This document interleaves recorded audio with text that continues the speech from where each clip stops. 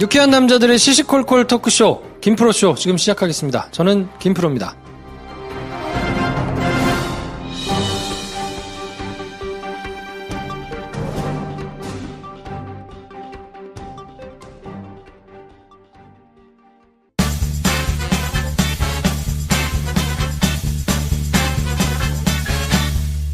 어서오세요. 안녕하세요. 네, 수줍은 관종, 가짜뉴스를 노래하는. 뭐야. 아니야. 데이먼이요. 나오셨습니다. 아니라고. 안녕하세요. 여러분, 페이스북 친구예요, 함께. 데이먼이요. 영어로 뭐 검색하시면 됩니다. 근데 우리 중에 페이스북 친구 제일 많지 않아요? 그렇지. 몇 분 정도 돼요, 지금? 5,000분 되시죠? 네. 5,000명 이상 안 되는 거 아니에요? 안 돼서 팔로워가 뭐 한 1,000명 가까이. 그러면 친구 신청하면 친구 신청할 수 없습니다. 그 뜨는 거예요? 그렇지 않고요. 그러니까 제가 이제 조금 정리를 해서 지금 한 4,600, 4,700 정도? 네. 한 300분 정도 지금 룸이 남아 있습니다. 지금 빨리 신청하세요. 그렇지. 네. 근데 이제 제가 정말 모르던 분들이 신청을 하는 경우들이 있는데 그게 대부분 요즘 이제 김프로쇼 듣고 하시는 분들인 것 같기는 해요. 네. 부끄럽네요. 그래도 신청해 주세요. 연애지상주의자 한량 김선생 나오셨습니다. 안녕하세요. 한량 김선생입니다. 저 같은 경우는 가끔 어떻게 하시는지 모르겠는데 김프로쇼 청취자임이 분명한 분들이 친구 신청을 하세요. 네. 페북에. 외면하고 있잖아. 그래야지. 진짜요? 네, 저의 일상이 털리면 저는 방송 못해요, 여러분. 친구 신청하지 마세요. 부럽다, 근데. 큰일 납니다. 한편으로는 부럽네. 저도 가끔 뭐 이렇게 신청해 주시는 분들이 계신데 저는 이렇게 들어가 보고요. 본인 글이 써져 있는 분들만 주로 봤거든요. 이제 그쵸. 뭐 이렇게 공유를 하시거나 아무것도 없이 그냥 사진만 몇 장 있거나 이런 분들은 잘 안 봤는데. 네. 근데 저는 페북을 잘 안 써가지고 전 주로 눈팅용으로 쓰고 있습니다. 자, 그러면 오늘도 댓글 폭탄 댓글 한번 읽어드릴까요? 알하지님께서 오늘 김용민 브리핑에서 김프로님 목소리가 완전 김프로님 힘내세요. 이거 아마 제가 새벽에 녹음한 그 에피소드를 들으신 거 아닌가 싶은데. 새벽 5시인가 뭐 그랬던 건가 보죠. 귀찮다 크크님. 좀 뻘끓이지만 오늘 김용민 브리핑에 나오신 김프로 마지막에 목소리가 왠지 웃펐습니다. 뭔가 사기당했다는 느낌이랄까. 노예, 갑질 피해자 느낌이랄까. 이게 저거 아니야? 염전노예 막 이렇게 운운했을 때? 아마 그럴 거예요. 제가 네. 김프로 이거 일주일에 한 번씩 그렇게 왔다 갔다 힘드니까 하루에 5분씩만 해. 5분씩만. 그래서 그래요 했다가 하루에 5분은 무슨 20분이 넘게 지금. 자, 보미투님. 나이 40이면 자신의 얼굴에 책임을 져야 한다고 하던가요? 김프로쇼 듣다 보니 얼굴뿐 아니라 목소리에도 살아온 인생이 들어있겠구나 싶어요. 세 분의 선하고 바른 목소리가 방어막을 해제시키네요. 언제나 고맙게 잘 듣고 있고요. 김프로님 염전노예 일도 정말 고맙게 잘 듣고 있으니 앞으로도 잘 부탁드립니다. 네. 따뜻한 댓글이네요. 감사합니다. 메밀국수님 미국 소식 잘 들었습니다. 국격이 이렇게까지 떨어지다니 이명박근혜 잃어버린 10년입니다. 우리 인이가 다시 세워야죠. 503번 말 맞다나 통일하고 대박 쳐야죠. 항상 감사히 잘 듣고 있습니다. 감사드립니다. 올려주셨습니다. 네, 가배향님. 김프로님 혹시 지금 팟빵에 센 호스팅 통해서 업로드하는 팟캐스트들이 안드로이드에서는 팟빵 외의 앱에서는 못 들을 수 있는 거 알고 계신가요? 개인적으로 팟빵 앱이 무척 불편해서 다른 앱을 사용해서 듣고 있는데 얼마 전부터 제가 사용하는 앱으로부터는 청취가 불가능해졌습니다. 요거 어떻게 된 겁니까? 이게 팟빵에서 정책을 만들어가지고 팟빵에서 운영하는 서버 호스팅 회사가 따로 있었던 것 같아요. 그 팟 호스팅이라는 회사가 따로 있어서 거기다가 이제 업로드를 하면 팟빵하고 아이튠즈하고 나머지 이제 XML이랍니까? XML 파일을 이제 저걸로 하는데 네, 올려놓으면 그걸 이제 다 공유하는 시기였는데 어느 날 갑자기 지난주죠. 이게 바뀌었어요. 그래서 팟빵 홈페이지로 다 통합을 시킨 거예요. 그래서 팟빵 밑으로 들어간 거예요, 이제. 그래서 거기서 에피소드를 업로드하도록 바꿔가지고 옛날에 쓰던 서버에다가는 저희가 등록을 못하게 됐더라고요. 등록을 하려고 했더니 통합을 안 하면 팟빵 홈페이지로 들어가지 않으면 업로드 자체가 안 되도록 바뀌어가지고 어쩔 수 없으니까 이제 통합을 하고 저희는 거기다 올렸는데 보니까 다른 데서 그러니까 아이튠즈를 제외하고는 다른 데서는 사용을 못하도록 막아놨더라고요. 저희가 개별적으로 동의를 하거나 뭐 이런 건 아니고 팟빵 정책 때문에 그냥 일괄적으로 바뀐 거라서 저희도 이걸 어떻게 해야 되나. 그렇다고 저희가 공유를 할 수 있는 다른 뚜렷한 방법이 있는 건 아닌 것 같은데. 네네. 사실 그 정책은요, 팟빵이 왜 그렇게 정책을 하냐면 이게 누구나 그러니까 이거 예전에는 그냥 방송을 하려는 분들과 듣는 분들을 분리했는데 이제는 청취자들도 쉽게 방송을 만들 수 있는 환경을 만들려고 그렇게 통합을 사실 한 거예요. 예, 그래서 돈도 좀 안 받고 무료로 누구나 1인 미디어로 방송을 할 수 있는 방향으로 이제 그렇게 통합을 한 건데 대신에 팟빵이 이제 좀 다른 데서 못 듣게 해가지고 좀 유감이죠, 저희도. 그러니까 그게 명분은 그런데 결국에는 딴 데서 다 이렇게 하는 거 말고 내 밑에 있어라 약간 이런 거 아닌가요? 근데 왜 그러냐면 최근에 벅스도 파티라는 서비스 내놓고는 원래 이제 1인 미디어 강조하려고 이제 누구나 방송을 업로드할 수 있게 앱만 깔면 되도록 시스템을 만들어 놨어요. 근데 팟빵도 약간 그런 거를 좀 미리 따라서 하는 것 같고. 들으신 분들 중에 이제 이해도가 높지 않으신 분들이 뭔 신나라 까먹은 소리냐 그럴 수 있는데 네네. 한마디로 팟빵 앱에서만 방송 들어라. 다른 데로는 팟빵에서 공유 안 해준다라는 건데 저희가 따라갈 수밖에 없는 게 뭐냐면 파일을 업로드해서 그거를 서비스를 하려면 일정 공간에 서버 공간이 필요하거든요. 근데 그 서버 공간을 팟빵에서 지금 약간 무상으로 제공하는 게 있어요. 컨텐츠 만드는 사람들도 사실은 FM대로라면 우리가 서버를 돈 내고 빌려서 거기에 업로드를 해서 서비스를 해야 되거든요. 여태 돈 냈어요. 돈 냈는데 이제 안 내. 예. 이제 안 내? 예. 네. 그걸 무상으로 하니까 팟빵이 무상으로 해주니까 저렇게 하는 거에 대해서 돈 낼 거면 저희가 뭐라고 항명을 할 수 있는데 왜 딴 데 안 주냐. 그렇죠. 예. 돈을 안 받으니까 이게 뭐라고 항의하기 애매한 거예요. 예, 그런 게 좀 있습니다. 아무튼 그게 이제 뭐 저희 개별적으로 저희가 동의를 했거나 뭐 이래서 이루어진 거는 아니라서 네. 저희도 조금 추이를 한번 지켜보겠습니다. 뭐 하여튼 네. 저희 의지하고는 상관없이 그리고 또 유료화 관련해가지고 의견을 물어보시는 분들이 많은데 저희는 아직 유료화를 논할 수 있는 단계는 아니라고 저는 개인적으로 생각하거든요. 왜냐하면 많지 않아요 사람들이 아직은. 네. 김프로쇼 김프로를 모르는데 누가 돈을 내겠어요. 그래서 아직 유료화를 저희가 논할 단계는 아닌 것 같고 그 유료화를 해가지고 살아남을 수 있는 데는 굉장히 팬덤이 큰 것들만 가능하지 않을까 싶은데 아무튼 저희는 지금 굉장히 을의 입장에서 그냥 하라는 대로 따라갈 수밖에 없는 상황이라 네. 좀 감안해 주셨으면 좋겠습니다. 자, 그러면 일주일을 마감하는 오늘의 코너. 새로운 한 주를 활기차게 기다리는 바로 그 코너. 선물폭탄 코너 시작하겠습니다. 술친금 한 박스 받으실 분, 귀찮다 크크님. 네. 축하드립니다. 축하드립니다. 오리네 선크림 받으실 분, 애터미 선크림, 보미투님. 네. 축하드리고요. 영혼을 구원하는 종교적인 깔창, 유니코프 깔창 받으실 분, 가배향님. 축하드립니다. 네, 축하드립니다. 축하드립니다. 네. 자, 사이버 수사대를 모집하고 있는데 아우. 녹봉 드립니다.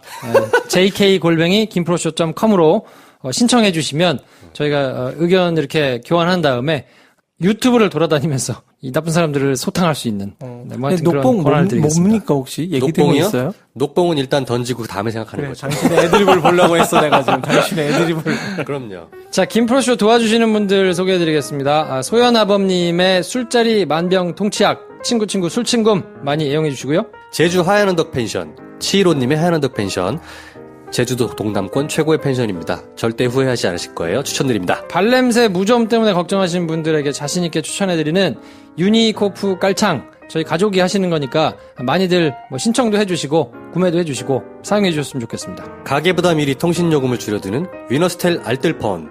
KT와 같은 통신 품질의 가격은 반값. 만약에 통신비를 줄일 생각이 있으셨다면 위너스텔 알뜰폰을 강추드립니다. 네, 그러면 저희는 광고 듣고요. 시사평론가 김용민 씨와 함께하는 지난주 꼭 챙겨봐야 될 베스트 뉴스 3가지 얘기를 한번 나눠보도록 하겠습니다.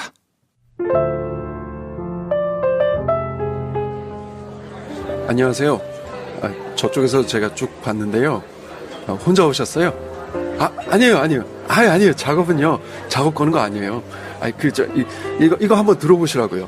이 김프로쇼라고 혼술할 때 들으면 아주 좋아요. 이게 친구들하고 오빠들이 막 옆에서 같이 있는 것 같다니까요. 저기요. 진짜라니까요. 아유. 혼술에는 김프로쇼 같이 들으실래요?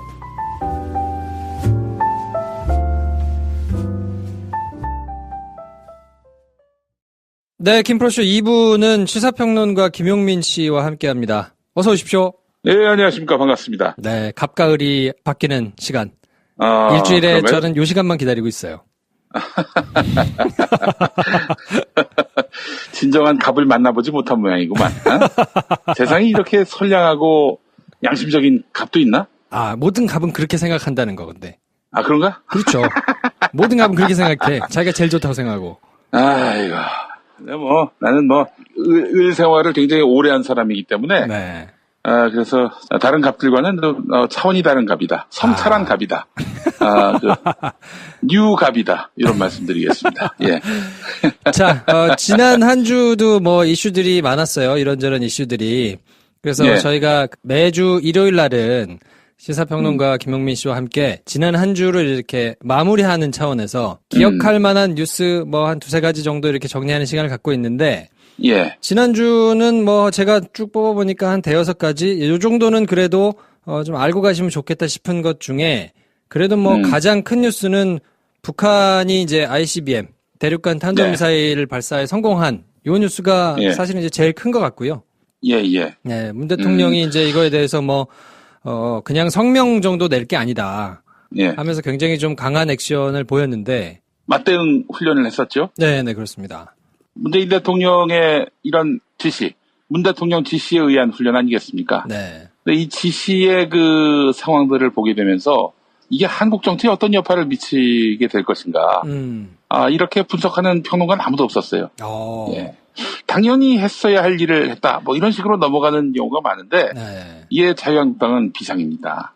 사실은 이제 지금 자유한국당의 위기는 다른 게 위기가 아니에요. 자기 주자가 없다, 당내 혁신이 안 됐다, 그리고 친박과 또 비박 사이의 어떤 갈등 관계를 어떻게 봉합하느냐, 혹은 판을 어떻게 정리하냐, 여러 가지 현안들이 있겠지만 가장 큰 지금 자유한국당의 딜레마와 문제점은 뭐냐면은 보수의 가치를 문재인 대통령이 다 흡수해 갔다는 거예요. 품격, 질서, 공동체, 그리고 국민에 대한 그런 기본적 이해, 이 모든 가치를 지금 문재인 대통령이 독점하고 있어요. 근데 이제 반면에 자유한국당은 어떻습니까? 과거의 그 여러 가지 적폐들, 최순실 박근혜를 낳은 이 적폐들을 청산하지 못한 정도가 아니라, 아예 그냥 막말 주자를 자기 대선 후보 또 당대표로 세웠단 말이죠. 네. 그러니까 어떻게 자유한국당에게서 보수의 그 흔적, 그림자조차 발견하기 어려운 상황이 됐고, 더불어민주당 소속으로서 대통령에 당선된 문재인 대통령 같은 경우에는 보수의 아이콘이 돼버렸어요. 진보도 좋아하는 보수의 아이콘. 이런 상황이 됐기 때문에 지금 자유한국당으로서는 이 보수의 어떤 그런 기치, 또 이런 어떤 주도권, 혹은 상징성, 이런 것들을 문 대통령에게서 회수를 해와야 되는데, 그나마 유일하게 이제 문 대통령하고 차별화될 수 있었던 부분이 대북 전략이었단 말이죠. 네. 북한에 대해서 강경론으로, 이제 강대강으로 맞서자. 이런 것에서, 이런 걸 보수라고 말하는 것도 우습습니다만, 어쨌든 전통적 한국 보수의 가치를 자기들이 이제 계승해 왔다라고 주장해 온 건데, 그마저도 이제 문 대통령이 가져가 버렸단 말이죠. 북한에 대해서 평화로 가자. 평화로 가지 않으면 우리도 가만히 있지 않겠다. 이렇게 적대적으로 나오게 되면, 군사적으로 해법을 풀려하면 우리도 가만히 있지 않겠다라는 것이 바로 베를린 독트린 아닙니까? 네. 전 이런 걸로 보면은, 이거 진짜 자유한국당 큰일 났다. 라는 생각이 번뜩 들더라고요.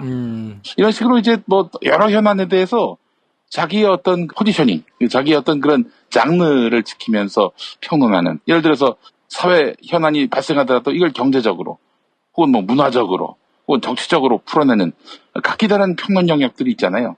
그 평론의 영역에서 그걸 제대로 짚어낼 수 있는 그런 저널리스트는 많지 않다. 그중에 김용민이 대표적이지 않겠는가 하는 그런 생각을 해보게 됐습니다. 네, 기승전 김용민으로 끝나는. 네. 저는 또 하나 인상 깊게 보였던 게 뭐냐면, 시진핑 주석을 만날 때도 그렇고, 트럼프를 만날 때도 그렇고, 다른 사람들을 만날 때도 그렇고, 문재인 네. 대통령이 그 예전에 보였던 패턴하고 조금 달라진 패턴이 있더라고요. 어떤 혹시 눈치채신 게 있나요? 옛날에는 이제 문재인 대통령이 정치적으로 본인이, 정치인의 피를 안 타고났다, 자기는. 그래서 정치가 어렵다 이런 얘기를 이제 초반에는 했었잖아요. 예. 그래서 어떤 거를 발표하거나, 어떤 거를 사람들 앞에서 이렇게 얘기할 때, 언론 앞에서, 네. 꼭 써놓은 거를 읽는데, 그거를 네. 그렇게 자연스럽게 잘 못 읽었거든요. 그러니까 그러니까 늘 사람들이 공격할 때 반대쪽에서, 저거 박근혜 대통령하고 똑같다. 써준 것만 읽고, 써준 것도 잘 못 읽고, 그래서 뭔가 신뢰가 안 간다 이런 얘기를 하는 사람들이 많았는데, 배후에 또 최순실이 있다. 문재인의 최순실이 있다. 뭐 이런 얘기하는 인간들도 있었어요. 그러니까요. 예. 근데 달라진 예. 게 뭐냐면 시진핑 주석하고 이야기를 할 때도 뭐 메시지 관리를 그 전에 이미 다 하지 않았겠습니까? 뭐 이런저런 얘기할 거고 요런 거는 감사하다는 표현을 할 거고 이렇게 얘기를 했을 텐데 굉장히 긴 이야기를 하는데 전혀 뭘 보고 있거나 뭐 이런 게 없이 이야기를 하거든요. 그러니까 대통령이 되기 전에는 오히려 뭔가 대중 앞에서 이야기를 할 때 뭔가를 보고 읽고 이렇게 좀 미숙한 모습을 보인 것 때문에 신뢰를 조금 덜 받거나 아니면 그것 때문에 좀 논란이 불거지거나 한 일이 많았는데 오히려 대통령이 된 이후는 그런 모습을 한 번도 보인 적이 없어서 야, 이게 오히려 기대치가 조금 사람들이 낮았었기 때문에 지금 오히려 그런 모습들을 보면서 신뢰를 굉장히 하고 아까 말씀하신 보수에서 들고 일어났던 그런 기치들을 본인이 다 흡수해가는 뭐 이런 결과를 낳은 게 아닌가 뭐 이런 생각도 저는 들더라고요. 네, 현장에서 제가 직접 지켜본 바에 따르면 또 느낀 바에 따르면은 문재인 대통령은 대통령이 되기 어렵지 대통령이 되면 참 잘할 것이다. 제가 이게 이야기하고 다녔었습니다. 대통령이 됐단 말이죠. 네. 실력을 보여주는 거예요. 아니 생각해 보십시오. 청와대에서 비서실장 역할을 맡으면서 국정 현안을 두루 돌보고 모든 현안에 대해서 확실한 자기 나름의 기준을 갖고 자기의 어떤 입장이 정리가 된 사람이에요. 문재인 대통령이. 외교 문제는 뭐 말할 것도 없는 거 아니겠어요? 뭐 모든 분야가 다 총괄되는 곳이 대통령 청와대 비서실장 자리인데 이미 학습이 된 사람입니다. 우리나라 대통령의 여러 덕목 중에 하나가 전 경험이다라는 걸 이번에 느끼게 됐어요. 김대중 대통령 그리고 노무현 대통령, 문재인 대통령 때 이게 굉장히 부드러진 그 역량을 보이고 있지 않습니까? 네. 근데 그 나머지 대통령들은 사실 국정 현안 파악하다가 1년 보내고 근데 그 1년이 어떤 1년입니까? 허니문 피어리드라는 말이죠. 그 기간 동안에서 사실은 결판을 내야 하는 건데 국정 현안 파악하다 1년 다 지났어요. 예를 들어 이번에 안철수 씨가 대통령이 됐다면 어땠을까? 아이고 생각만 해도 끔찍한데 말이죠. 근데 이제 문 대통령은 들어오자마자 청와대에 입성하자마자 바로 민정수석을 임명하고 또 그러면서 본격적으로 이제 국정 챙기기에 나섰지 않습니까? 네. 내각 구성이 최근에야 이제 이루어졌고요. 물론 인선이 마무리된 거죠. 뭐 국회 인사청문회를 다 거친 건 아닙니다만은 이런 걸 보면은 문 대통령이 확실하게 국정을 틀어주었다. 외교나 이런 특히 대북 관계 문제에 있어서도 실력을 보여줄 수 있겠구나라는 생각을 했어요.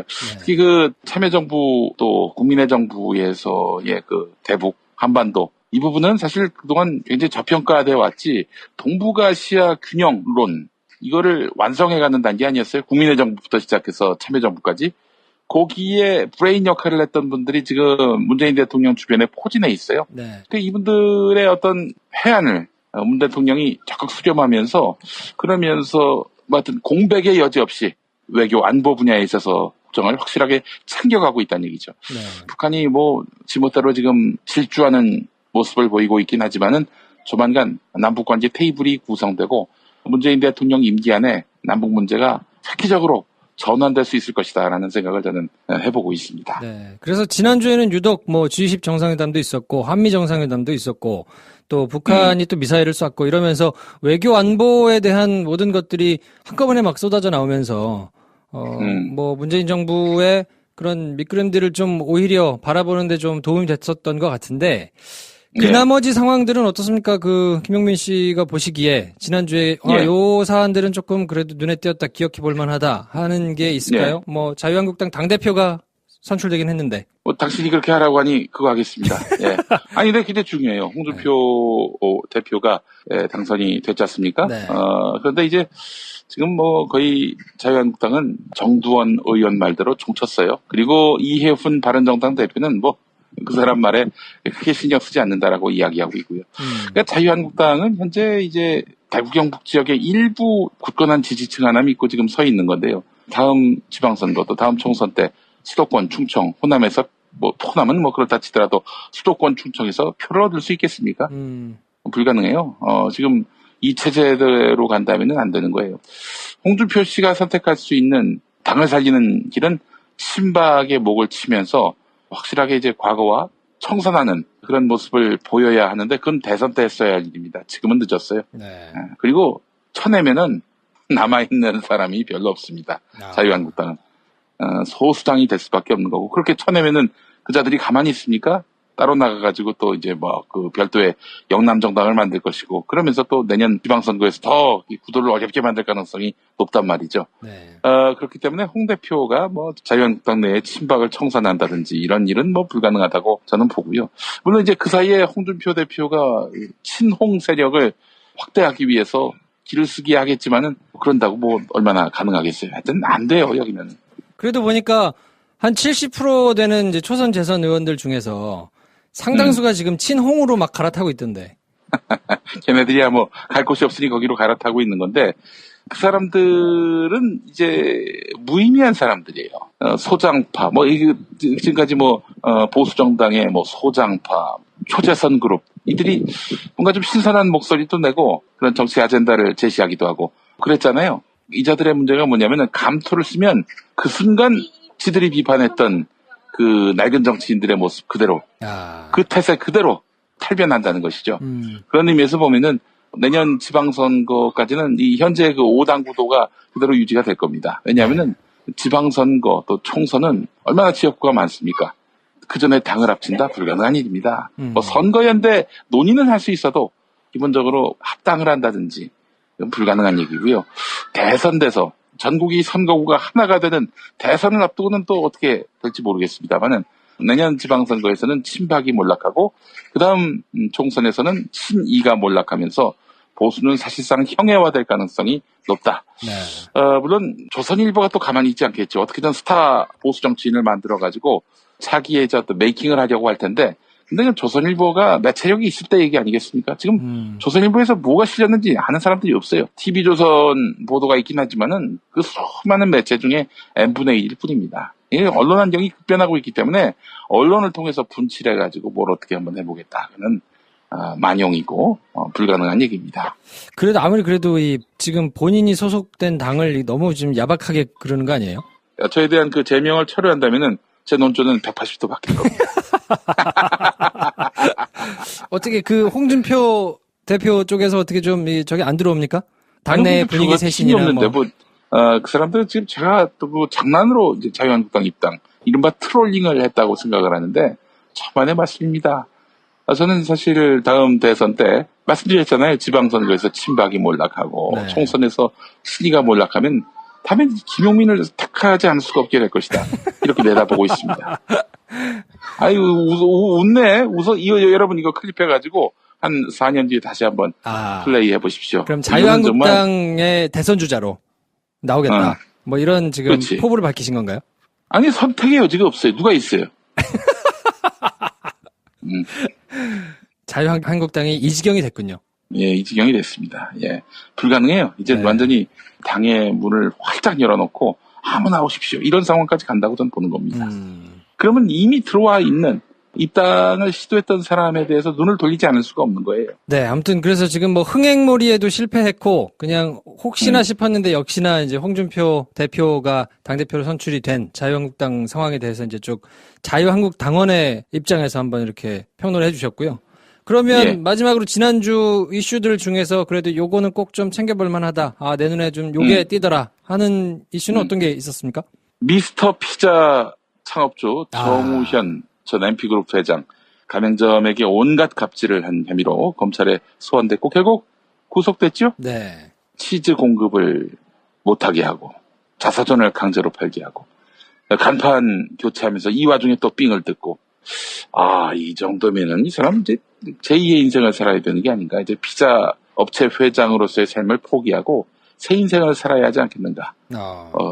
이런 생각이 듭니다. 이건 뭐 진짜, 이건 상상을 초월한 일입니다. 게다가 경비원을 폭행한 그런 일도 있었죠. 인격이 의심되는 그런 인물이기도 합니다.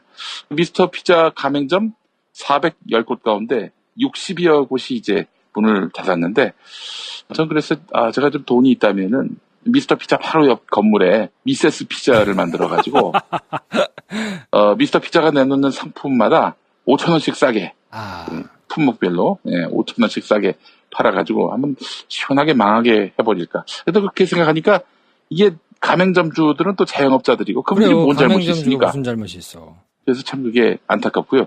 그래서 그는 이제 농담처럼 말씀드린 건데 이 사람에 대해서는 사회가 아주 엄중한 심판을 해야 한다. 윤석열 지검장이 부임하고 나서 처음으로 이제 대중적으로 알려진 수사를 하는 건데 뭐 여러 가지 의미를 담고 있지 않나 싶습니다. 예, 또 공정거래위원장 우리 김상조 위원장 시대에 이런 이 미스터 피자 정우현 회장의 구속은 상징하는 바가 굉장히 큽니다. 앞으로 이런 비슷한 갑질을 하게 된다. 김상조 상조가 이제 지옥으로 모시고 가는 거예요. 이제 이런 그 상황들을 감안해 보면은 확실히 정치가 바뀌었다, 정권이 바뀌었다라는 것들을 아마 이런 악덕 기업주들은 확실하게 느끼고 있을 겁니다. 전반적인 사회 분위기가 좀 달라지지 않을까 싶기는 한데. 그러면은 어떡하겠어요? 이제 뭐 그럼 우리가 앞으로 착하게 살아야겠다 이러겠습니까? 아니면은 수구 세력들과 연대해서 현 정부를 흔들고 그렇게 해서 자기들이 안락하게 경영 활동할 수 있는 갑질해도 트집 잡히지 않는 그런 정부를 만들기 위해서 돈으로 이렇게 뒷받침하지 않을까 하는 생각이 드십니까? 저는 그래도 후자지 않을까요? 당연히 후자겠죠. 네. 그렇기 때문에 지금 이 상황에서 몸을 움츠리는 듯하지만 반동을 꾀하는 자들이 분명히 있을 거란 말이죠. 네. 이런 자들의 그 움직임을 우리가 좀 예의주시할 필요가 있겠고요. 아울러 여기에 더해서 갑질하지 않은 좋은 손해를 좀 보더라도 함께 상생하고자 했던 동반 성장하고자 했던 이런 기업주들에게 보다 많은 기회와 또 특전이 좀 뒤따름으로써 착하게 기업하면 손해 안 보는구나. 이런 질서를 만들 필요가 있겠다 이런 생각이 들었어요. 네. 저희가 이제 매 장난처럼 제가 맨날 염전노예니 가브리니 이런 얘기를 하는데 사실은 이제 김용민 브리핑이 있기 때문에 저희가 사는 거거든요, 사실은. 네. 그래서 요런 정도의 값만 되면 우리 사회가 굉장히 좋아질 수 있다. 이런 말씀을 드리면서. 네. 아니 세상에 이런 일도 없어요. 이런 일도 없어. 지가 일주일 동안 김용민 브리핑에서 방송한 걸 그걸 그대로 지 팟캐스트 갖다 올리는. 야 세상에. 아니 이게 이런 을이 어딨어? 이런 을이. 이거는 을질이야 을질. 세상에 을질이란 말 들어보셨습니까? 이게 국민적인 요청에 부응한 거예요. 당신이 안 올리잖아. 내가 당신에게 별명을 하나 지으려고 그래. 그래, 울트라맨. 울트라맨으로 가겠습니다. 예. 지금 프로가 또 일주일 동안 얼마나 또 많은 국민들에게 궁금한 점들을 요리조리 아주 조목조목 또 이렇게 해설해 줬습니까? 또 거기에 또 국민들이 굉장히 걱정 많이 했다가 또 의아한 마음이 또 풀리기도 하고, 그럼 우리 이 김 프로가 앞으로 또, 을로서 이렇게 시작을 했지만은 갑으로 일어서서 나중에 무슨 생각하고 있어요? 어떤 생각이요? 김프로 그랜드쇼 이런 것 또한 만들어가지고.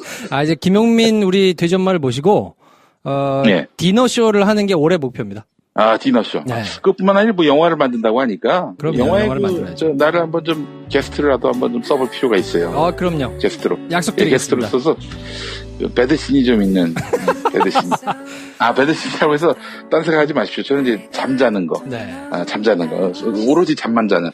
그런 거 아주 잘합니다. 제가 요 방송이 성지가 되도록 제가 만드는 영화에 꼭 제가 꽂아드리겠습니다. 배드신은 아주 자신 있습니다, 제가. 하여튼 이번 한 주도 감사드리고, 다음 한 주 또 저는 김용민 브리핑에서 열심히 또, 서초동의 동향을 파악해드리고, 다음 일요일 날 김용민 시사평론가를 모시고 유쾌하게 하도록 하겠습니다. 오늘 나와주셔서 고맙습니다. 감사합니다.